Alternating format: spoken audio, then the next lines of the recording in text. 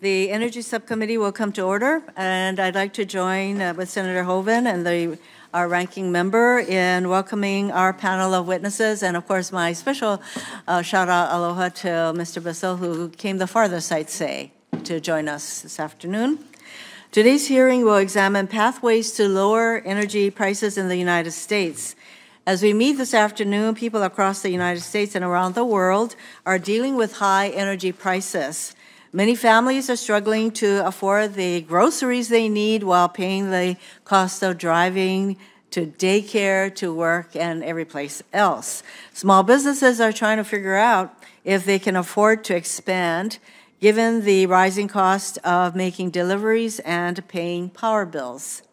Rising oil and natural gas prices are driving inflation in the rest of the economy. Fortunately, average prices at the pump have fallen 39 cents per gallon nationwide in the last month, but prices remain far too high in Hawaii and elsewhere. In the past year, the American people have faced the disruptions from the pandemic recovery and the consequences of Putin's horrific war against Ukraine.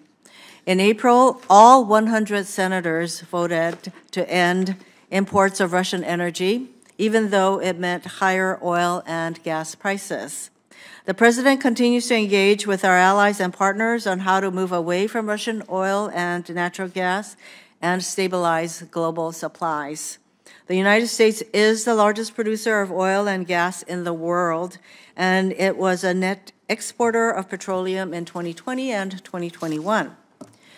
Our reliance on fossil fuels, even when we produce it here, means we will be stuck paying the prices set in the global market, subject to OPEC and affiliate producers like Russia.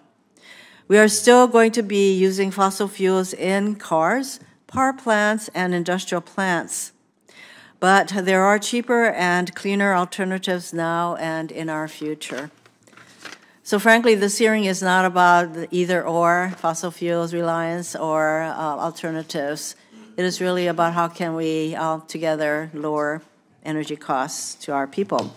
So we already know from the International Energy Agency that renewable energy sources like wind and solar are the cheapest sources of power available. And electric vehicles are already cheaper over their lifetime than comparable gasoline models, with more affordable hybrid and electric vehicle options on the way.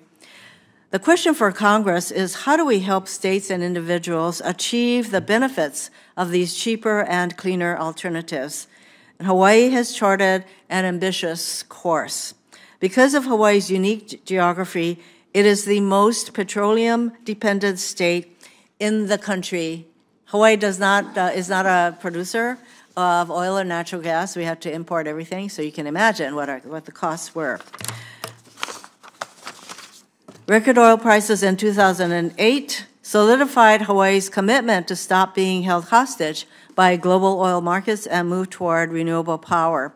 The state established the Hawaii Clean Energy Initiative with the help of the U.S. Department of Energy, eventually setting a goal of 100% renewable power by 2045. Hawaii now is 40% at renewable power statewide. But Hawaii's continued reliance on oil for the majority of its power is why electricity rates jumped 34% in April from a year earlier, and electricity costs almost triple the U.S. average. Each island in Hawaii has its own electric grid, unconnected to the other islands. We're going to hear today from Mr. Bissell about how the electric cooperative on the island of Kauai reached 70% renewable power and avoided the worst impacts of the global oil shock. Hawaii is leading our nation's transition to clean energy and creating a blueprint that others can follow. Different states and regions all have different energy mixes, but Congress can and should provide individuals and businesses with long-term incentives to speed up the transition to cheaper, cleaner sources of power, higher energy efficiency, and more affordable transportation options.